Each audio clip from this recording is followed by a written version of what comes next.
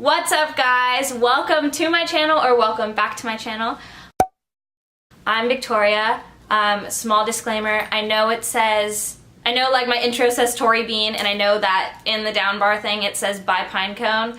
I had like an identity crisis, I guess, for a second, and thought that I wanted to change all of my stuff to by Pinecone. It's a backstory that we can talk about maybe in this video. Then like 2 hours later, after changing, like redoing all of my graphics, all of that stuff, like to by Pinecone and like all of my usernames, I realized no, I like Tori Bean better. And so I went to go change everything back. Then I went to Google to like change my YouTube name back, and I can't do that for 90 days. So for 90 days, it's by Pinecone, but I'm gonna keep tagging like Tori Bean and stuff because, you know, 3 months isn't forever. If that's even something you even noticed, or if it's just something that I'm like thinking too much about, which I kind of think it is. So with that whole thing aside, make sure that you guys are following my social media. I'll have them linked in the down bar description, and then also at the end, I'll have them up in like my end card. It's a lot of different vibes on each thing, on each platform. Instagram's like all my pictures. YouTube is what you're watching right now. Snapchat, it can get a little crazy. And then Twitter is where I get emotional. So, you know, not the best of both worlds, it's the best of all of the worlds of social media. Now, let's get into this video, now that we've had the longest intro ever. So, I don't know how familiar you guys are of the Messy Heads, or if you guys have ever heard of the Messy Heads. It's run by this girl, Emma Mercury. She has like 3 smaller magazines that she's come out with. It started with like a blog thing and then went into magazines, and she just came out with a 4th magazine called Jawbreaker, and she's very much into like being raw and transparent through social media, specifically because I don't like know her personally, so I don't know, but my take on it is because social media can be so fake that like we create these false realities of people in our head, and I think she just really wanted to like shed light on that and like show that like people are people, like no matter how many followers they have or like whatever. And I think that's pretty cool. And so she created this tag on her YouTube channel, and that's what we're gonna be doing today, because she felt that like you can only do so much through Instagram, which is why I love YouTube so much, because it's like longer and like I can talk and I can just like be myself and whatever, and it doesn't like, yeah, it kind of has to match like a kind of theme, but I don't really do that, so we're just all over the place here, which is like the way my mind is, which is how I like it. So let's get into these questions. The first one is, who are you when no one is looking? I'm like a extrovert that is also really I also really like being an introvert, but I can't do it for like too long because then I just like get into my feels and whatever. So when no one's looking, I'm just a little like, I don't know if I'd say nerd, but just like someone actually like DM'd me today saying that I was a dork, and I think that that's a good explanation of myself, that I'm a dork, because I don't know, like I like watching YouTube videos, and I love dogs and animals and stuff, and hamsters. I love hamsters so much. So I guess when no one's looking, I'm just a girl that watches a lot of YouTube, and yeah.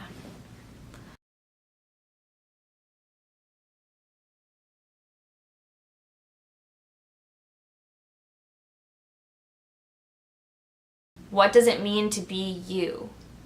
In the sense of like, not like me, Victoria, but I think in the sense of like being you as an individual, I think that it's not letting other people's opinions about yourself define who you think you are. I think that it's like, obviously, if someone's giving you constructive criticism and like trying to better you, be very wary of like who you're listening to and what their intentions are, and like if it's coming from a place of like jealousy or if it's like love or whatever. But definitely being you is all about like being true to like who you are and like what you stand for, and not being intimidated by what other people's opinions may be of you, or for having like whatever opinions you may have. Also just like not listening to that. Just be yourself, do you. The people that I love the most are the people that like are just themselves, and like they are unapologetically themselves, and they just don't feel like they are conforming to anything, or even if they do, they're doing a great job of just being themselves. I think the worst thing is when you see people that just like follow every single trend, like right on the dot, right when it comes out, like they have it or whatever, and then they drag it on for way too long because they still think that that's what's cool or whatever. Like, and it's like, that's not, I think like the whole concept of cool is what you make of it. And it's like really like someone can wear something that's so crazy, and if I feel like they just love what they're wearing and they're owning it, I think that's cool. So, but if like you're trying to be something, like, and you can smell it, like you can see it, you can see when someone's really trying to be someone that they're not, and like, yeah, like you can be wearing like the coolest brands or whatever, but like if I don't think that that's like who you truly are, then like that's not really, like, I'm not really interested in that. How much of you is a secret to the outside?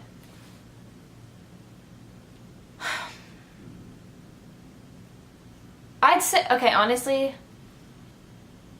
I'd say a lot. Which is weird because it's like also like I try to be very transparent. But I think that there's just some things that like, it's just questions that people don't ask. So it's not really something that you just talk about.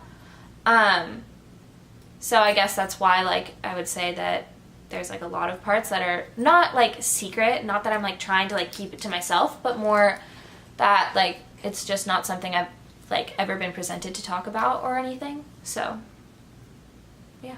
Do you think you know yourself right now? No.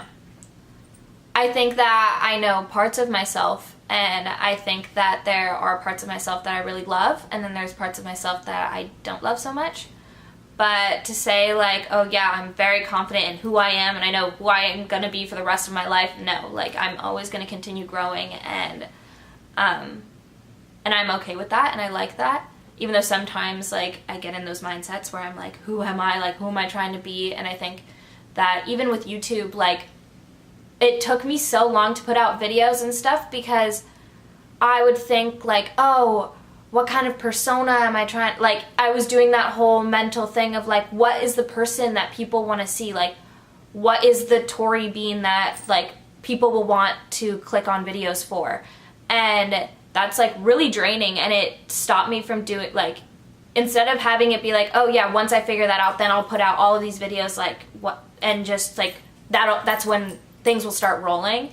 Instead, it hindered me from even putting out videos because I would question, is this the Victoria that I want to be for now? Every single video that I put out, like, which is just, it's not fair to like limit yourself like that and say that I'm just gonna be like, I'm just gonna do beauty videos, I'm just gonna do vlogs, I'm just gonna do like whatever else I do. No, because like that's boring. Like you just kind of get, I don't know. For me personally, I like watching YouTubers that do a lot of like different stuff, and it's like, yeah, like it can all have like a similar trend or whatever, but like, you know, experiment, like move around, do whatever. Like, I don't know. This whole branding thing kind of makes me feel weird. What are you passionate about?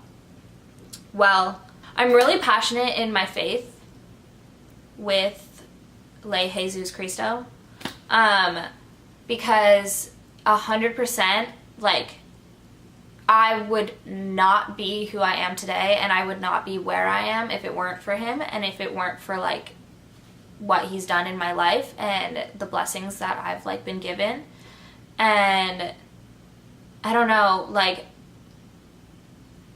the church that I go to here in New York, Hillsong, New York City, has really opened my eyes to or not opened my eyes, it just kind of, these mindsets that I always had, of what like, not like what a Christian should be like, but also kind of what a Christian should be like, was never reflected on like any Christian that I saw, really. And so I felt like I felt that I was kind of making up my own terms on like what it meant to be a Christian or whatever, and I was kind of like lost in that. And then once I found Hillsong, I really like for once I actually felt like, okay, the sun's like just now gone. Sorry. But anyway, yeah, no, once I made it to Hillsong and stuff, and I started meeting people that actually were sincere and they wanted to love people for who they were and like just like who they are as they walked in through the door, that there's not a checklist that you have to go on before you can be loved by somebody, before like Jesus can love you, before God can love you. There is no checklist. God loves you how you are right in this moment, with all your baggage, with everything that you have like done in your life. Like, he's already forgiven you for everything. And I think that if I had to live my life with like guilt and feeling responsible for like a lot of stuff that I had done, I would be a really unhappy person. But because of like my relationship with God and my relationship with my church and the people that I've met through there, I've really like had my eyes open to the fact of like, yes, I'm human, yes, I make mistakes also, but that doesn't mean that like I should just intentionally make mistakes because I'm always forgiven.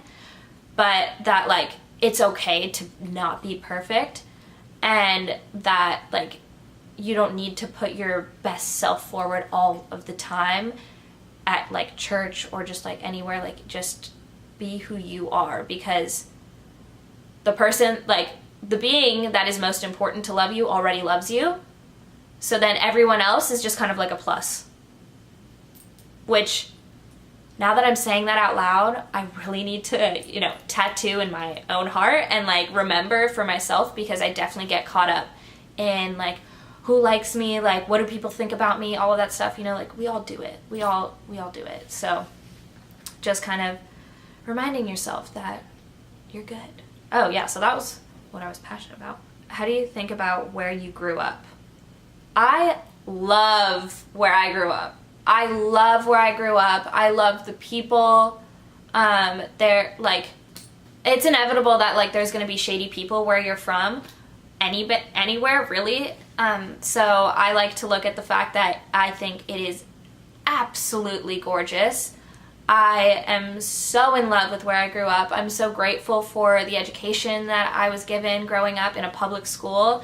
And yeah, I'm best friends with people that I went to kindergarten with, which is just absolutely insane and amazing. And I love it. I love it a lot. And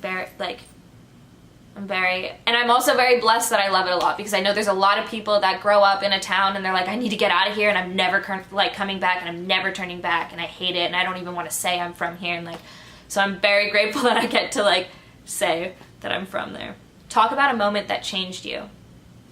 I was actually talking to somebody about this on Sunday after church, and another passion of mine is missions trips. I love missions trips a lot.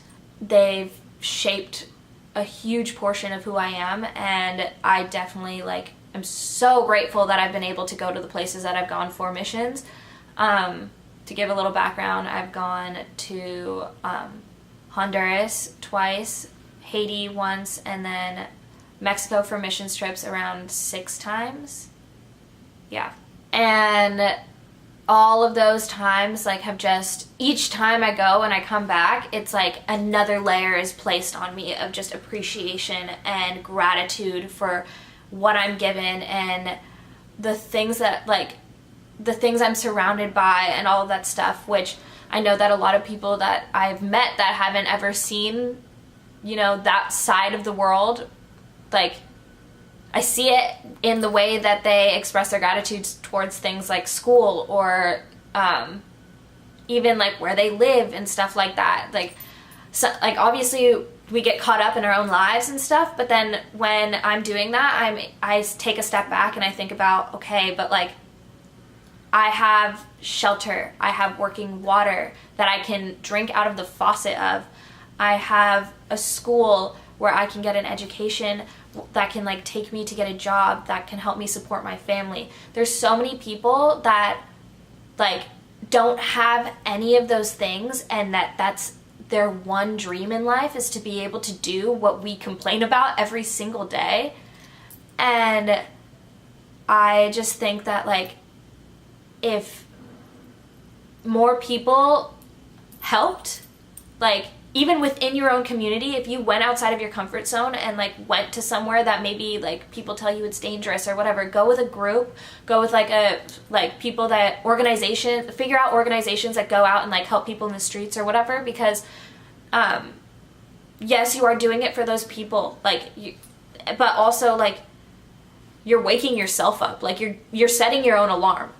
And I think that like a lot of people hit snooze on those kind of things because they don't want to know about it and they don't want to feel bad about like the life that they live. And like I think that that's something that's hard to differentiate, is like going on these missions and then also going back to the life that you have and not feeling like not feeling guilty for having those things, because really like that's your blessing. And so you can't feel guilty for things that you can't change. You can't feel guilty for being born into a certain family. You can't feel guilty for living in a house, like a certain type of house or whatever. Like you can't feel guilty that you have a education that other people don't. But what you can do is you can make the most of it, and then you can use what you have to help others. And I don't think that that's answered the question. Oh, so something that changed me.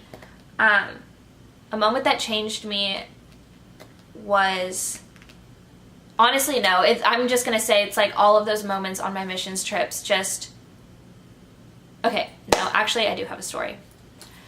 So we were in not in Haiti, so we were in Honduras. We were in Honduras, and we had just had a service, and it was nighttime, and a lot of kids came to it, and there was this one little girl, and she could not have been over 7 years old. Like she was like small and young. And I noticed she had walked in with like a group of people, whatever, so I thought that was her family. Done deal. And she didn't have any shoes on, which, you know, like that's not unusual to see somebody without shoes or whatever. But anyway, so at the end I saw the people leave and she was still there, and I was really confused. And then I realized that those people they had no idea who she was. Like when I guess she knew them by their face, and like they knew her by her face or whatever, but she just knew to follow them to go to church, and because they just left, and she was going to be walking home alone. Yeah, so she was going to be walking home alone, and I noticed that she didn't have her shoes on, or didn't have any shoes or whatever. And just a little backstory, my mom grew up in Mexico, and she didn't have anything. And so when she was talking to me about going to Honduras and stuff, she was like, when I was little, something I always wanted and always needed were shoes and underwear. And so she gave me a bunch of shoes to bring to Honduras to give to the church, who was then going to give it to the parents of kids, and then give it so that the parents could give it to their kids, so that they can support their own kids. Because the last thing that we want to do is go there and give off this kind of vibe of like, we're here and we're the ones that give to you, like you have to wait for us. That's not what we want. But since I didn't know if these shoes were going to be going to her or not, I took her up with like a group of people. I took her up to where we were staying, and I got a pair of shoes out and I put them on her feet. And when I say like a Cinderella moment, it slipped onto her foot so perfectly, and she just got up and had the biggest smile on her face and just started sprinting up and down the hallways, ran down the stairs to go show like everybody who like was there. And part of me was like, oh, am I gonna get in trouble for this? But also I was like, I don't care if I get in trouble for this.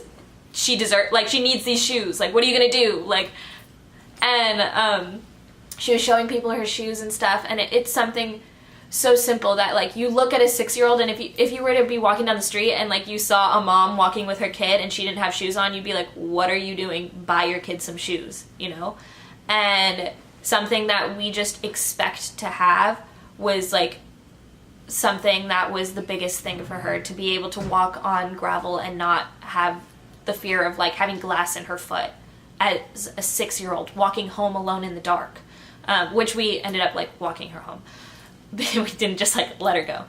But that was definitely a moment where I got a glimpse of my mom's childhood, and also just was really like taken back, and really just, that's something that like I always think about when I'm feeling ungrateful for like anything that I have or anything that I do. So I really think about that moment, and I'm like, dude, like chill. What is your biggest accomplishment? As of right now, honestly, I would say being in college, because it's something that my parents have always dreamed of for me and for my little brother. He's not in college yet, but he will be he will be applying next year. Neither of my parents went to college, or their parents, whatever. So, first generation. I think that that's my biggest accomplishment, is being able to like make them proud and do what they've worked their whole lives for, to have me in college, doing school. What is your biggest failure? Ooh, I don't know. Like, okay, I don't really see, I understand failure, but also you're always, like, I feel like I've always been taught that like failure is just another step to success. So like all of those things, like anything that I could feel like regret about, it's always taught me something, and I know that anything I've ever gone through has been for a purpose, to like learn something new. So I don't really think like, I don't know, I just don't hold on to those things as like something to like dwell on and be like, this is my failure. Do you love yourself? If not, why not? I think that everybody has this kind of like, I hate my life, I hate myself sort of vibe, and like, you know, we all have those days where you like look in the mirror and like absolutely everything about you disgusts you, and like you hate the type of person you are, you hate all like, but that's because like you're looking at this whole view of like negativity, and so you're picking out every single thing that you dislike about yourself, and you're making that your whole list of like who you are. And so I wouldn't say that I don't love myself. I definitely do love myself. Do I love myself well? I don't know. I don't think so. But we're working on it. Do you believe in yourself? Yes. I definitely do believe in myself. I have times where, you know, we have those little mental breakdowns where I'm like, I'm not going anywhere, nothing's happening for me, I don't know what I'm going to do with my life, all of that stuff. But at the end of the day, I do believe in myself, and I believe that every single person has a path in their life, and they have a plan for their life. And I think if every single person wanted to achieve absolute greatness, they could. Every single person. Some people just don't really care to, or like things get in their way and they just think that that's like the end of it, whatever. But I definitely believe in myself. What is your first thought in the morning? Oh my god, my first thought is literally, you can stay in bed for 5 more minutes. Who are you at the core of yourself? This is deep. At the core of myself, that takes a lot of self-reflection. I think at my core, who I'd hope to be is someone that is really supportive, loving, caring, trustworthy, loyal. I think, honestly, deep down, like, I'm very selfish, so that's like part of like, but see, I don't like to say that that's part of my core, because I think that that's something that can be changed. And when like I don't believe in like labeling yourself with like negative attributes and like negative things, because that's kind of telling yourself that that's part of you, and that's stuff that you can't change because that's how you've grown up and that's just who you are, or whatever. Like when people say like, I'm a bitch, that's just who I am. Like, I'm an asshole, like, haha, that's why I do this, because I'm an asshole. Like, no, you are choosing to like take on traits of an asshole you, sir, woman, ma'am, are not an asshole or a bitch or whatever. You're just choosing to act that way. I don't know. I don't know who I am at the core of myself. You tell me. What are you trying to do with your life? My dream is like literally to be like freaking Desi Perkins, like, but not like be her, but I just would love to do things like, or not like even just only what she does, but kind of more. Like, I love the whole social media, like, influencer side of, like, oh yeah, like, you get things sent to you, all of that stuff, whatever, you go on these trips, that's cool. But also, I love the platform of being able to speak to people and letting it, like, and having it matter in, like, more people than you could, like, talk to face, like, having it reach more than that.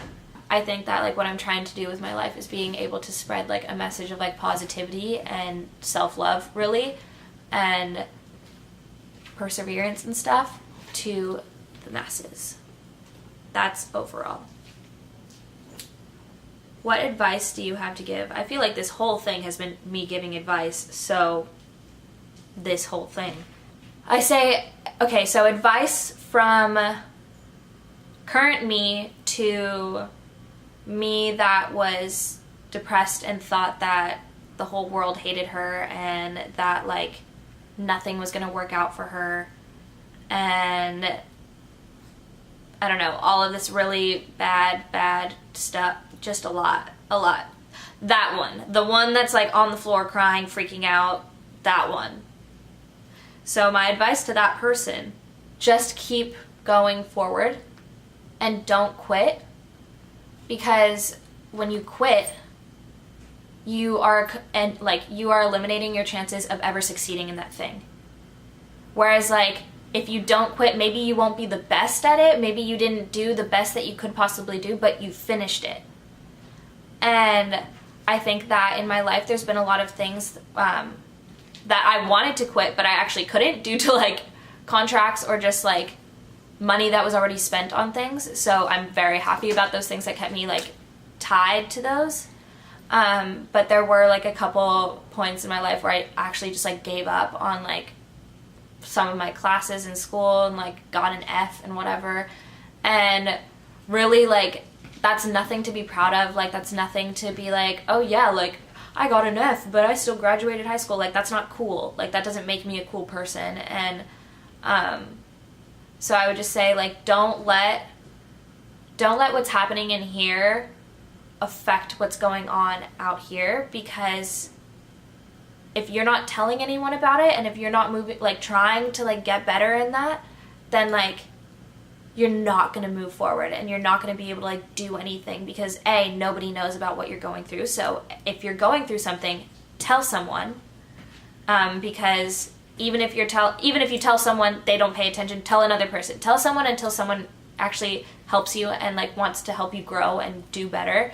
Because once you find that person, then you'll realize that there are people that do believe in you and do want you to do well, and that, like, want you to be your best self. And I think that that's, like, something that a lot of people forget about when they're in their most negative states, is that people care. Even though I still do that, where I, like, sit down and I'm like, nobody cares about anybody, everyone just cares about themselves. What code of morals do you live by? My code of morals that I live by were set by my parents, who raised me in a church, so a lot of my morals come off of that.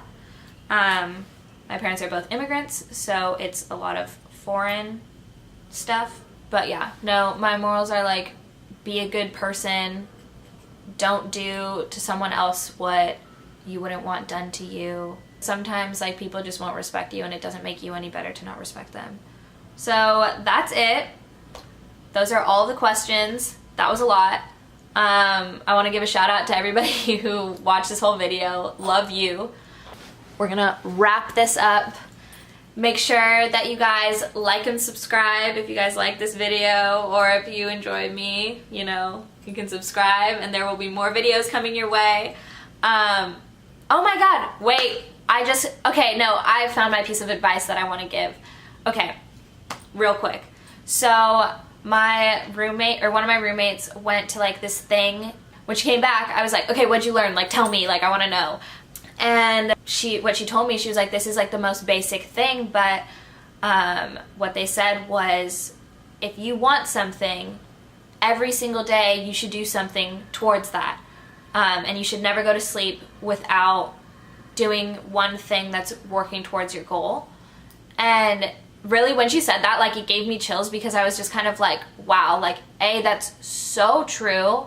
And how many days, like, do you just think about what your dream is, and like just think about what you're going to do, but you don't actually make actual steps, and you keep telling yourself that it's going to be the next day or the next day or the next day. And really, like, I honestly think that's why, like, now I've been like preparing more videos and doing stuff like that, because once she said that, I was like, wow, you're so right. Like, I am not doing anything looking at my camera and looking at this footage that I'm not editing. Like, that's not, no one's seeing it, so why am I doing it? Like, I need to actually do stuff with this.